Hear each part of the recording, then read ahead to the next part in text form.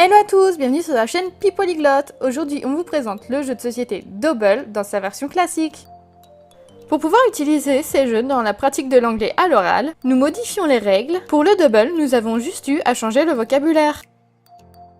Vous pouvez y jouer à partir de 6 ans. C'est un jeu pour 2 à 8 joueurs. Les parties durent en moyenne une dizaine de minutes. Vous pouvez le trouver dans les grandes enseignes de magasins de jouets et sur internet. Il est en moyenne à 12 €. C'est un jeu de rapidité et d'observation. Target. Hand, pencil, clover, clover, clown, question mark, cat, dino, candle, candle, baby bottle, baby bottle, baby bottle, anchor, tree, spider, orange man, turtle, chicken, yin yang, chicken, chicken, car, chicken. Le jeu propose 5 mini-règles, 5 mini-jeux, que vous retrouvez ici dans la notice. Ce sont 5 façons d'y jouer. Nous ne vous en présentons que 2, car il faut être concentré pour trouver le mot en anglais, et donc ne pas avoir de règles trop compliquées. Le but étant également que tout le monde en profite pour entendre l'anglais, et réussir à associer le nom à l'image. Si ça part dans tous les sens, personne ne va s'écouter. Si vous connaissez bien tous les mots en anglais, vous pouvez jouer aux 3 autres versions que vous retrouverez donc dans cette mini-règle. Version 1, le puits. Distribuez toutes les cartes face cachée aux joueurs et disposez-en une au centre, face visible. Il faut être le premier à se débarrasser de toutes ces cartes. Pour cela, il faut repérer le symbole en commun et donner son nom en anglais, puis poser la carte sur le tas du milieu. Par exemple, ici, nous avons question mark. Du coup, vous pouvez poser votre carte au centre. Si 2 personnes posent leur carte en même temps, c'est celui qui a dit le mot en anglais le plus vite et posé sa carte qui est validé. Version 2, la tour infernale.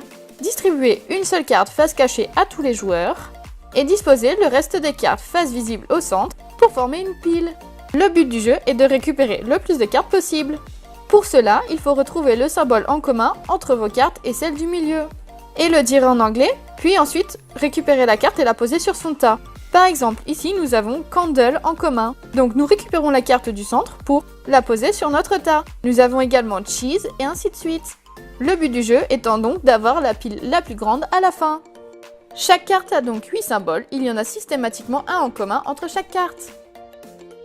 Anchor, moon, heart, dog, zebra, bomb, baby bottle, ice cube, igloo, fire, dolphin, ink, cheese, snowman, car, thunder, scissors, flower ou daisy, eye, chicken, candle, dino, dragon, skull, cat, sunglasses, music, orange man, clover, snowflake, hand, target, mouth ou lips, ladybird, carrot, yin-yang ou black and white, clock, locker, clown, sun, pencil, hammer, spider, leaf, exclamation mark, apple, ghost, key,